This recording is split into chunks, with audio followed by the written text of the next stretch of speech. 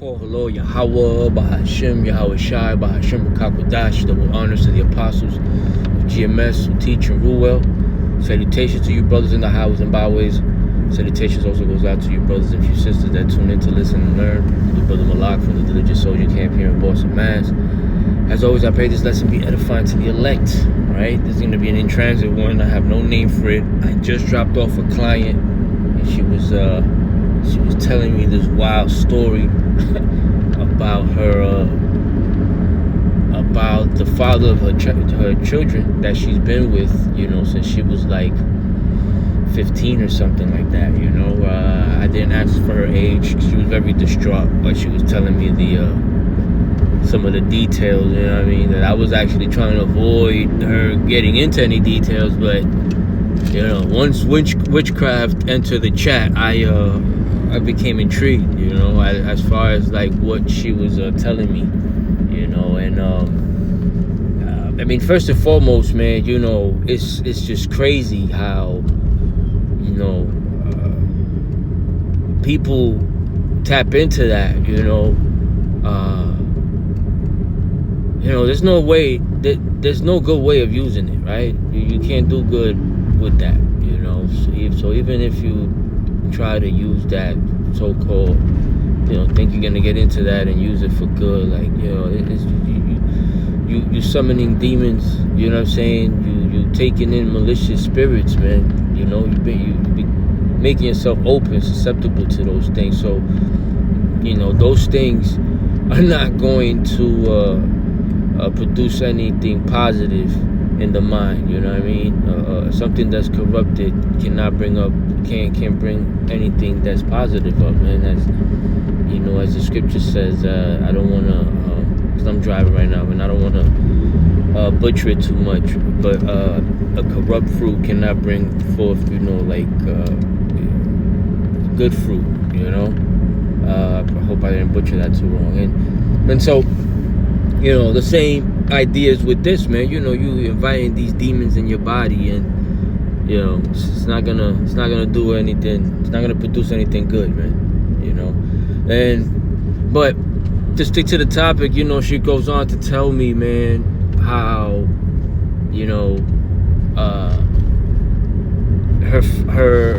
the father of her children that she's been with for so long, his mother is a witch, she says, you know what I'm saying? And she goes on to tell me how she has put witchcraft on her own son. She's been abusing him since he was young himself, both mentally and physically, in the sexual sense. Okay.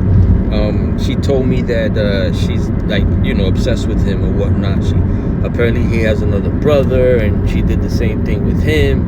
And they have a sister that the mom also made that other brother and the sister have a child together. It's just madness, man, right? And these are supposedly Simeonites, that are doing all this. The mom and the witch mother and those children. And the person the passenger that's telling me this, she's Italian, man. You know what I mean? Why am I bringing this up? For the simple fact, man, that we know in the scriptures it tells us that there's no enchantment, man, against the children of Israel, man. And we have to praise Yahweh Bahashem, Yahweh Shai every day that we don't fall for the bullshit, man, because it's not only Esau out here with his enchantments that we are not ignorant of, right? As the scripture says, we are not ignorant of Satan's devices, but it's also our people, man. Our people are into a lot of crazy, sick shit. You know what I mean? This lady, she was so distraught that at one point she sits up to the edge of the seat to tell me, and she's like, yo, I'm gonna tell you a secret. And I'm like, okay. And at this point, I know it's gonna be something with what she's telling me that has to do with some type of witchcraft or something. And I know it was gonna be crazy, but I did not expect her telling me. I did not expect her to tell me that so-called Scorpios, right, from that zodiac sign, are all born with this ability of, I guess what she was trying to explain to me was basically having familiar spirits, right? And you know, they're all born between a certain months, and they're not born with these abilities, but people in their family that are also so-called Scorpios have to teach them this, if you know, for whatever reason they choose to.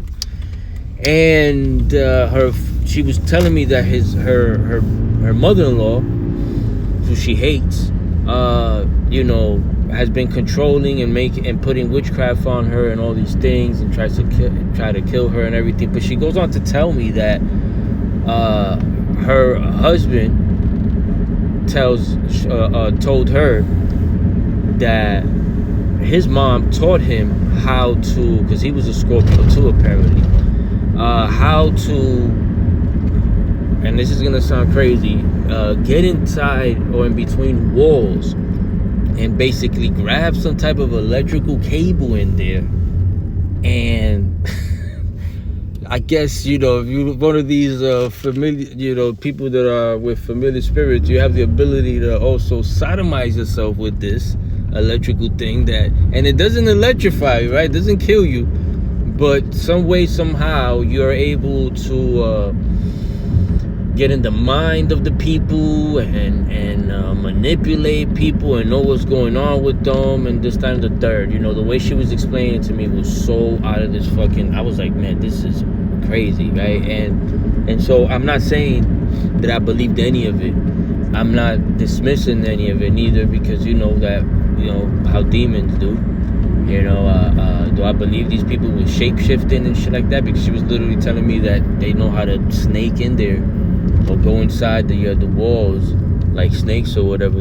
You know, I don't know. But the point is this, you know, we are not enchanted by the simple fact of, or how should I say this? The fact that we're not we're not taken by people who claim or are dealing with familiar spirits. You know what I mean? Are into witchcraft. The fact that we are not controlled by that, by them, you know, by that threat, or even that threat being a threat. Because in reality, by that I mean, you know, as the scripture says, where, you know, there's no enchantment. You know, because there's people that are completely out of their mind, man. You know, if some of this is true, if the very least of all this is true, which is his mom being into witchcraft and abusing him and his siblings, and now that thing crossing over to his like own personal life, you know, with his children and his wife, you know, just that happening, you know, is a not only a burden, man, but, you know, what's the word, man? Almost like a curse, man. Like horrific, man. It's just terrible. It's terrible, you know. And call hello Yahweh Bahashim Yahweh Shah. We don't have that mentality, man. We're not caught. We're not, you know, like,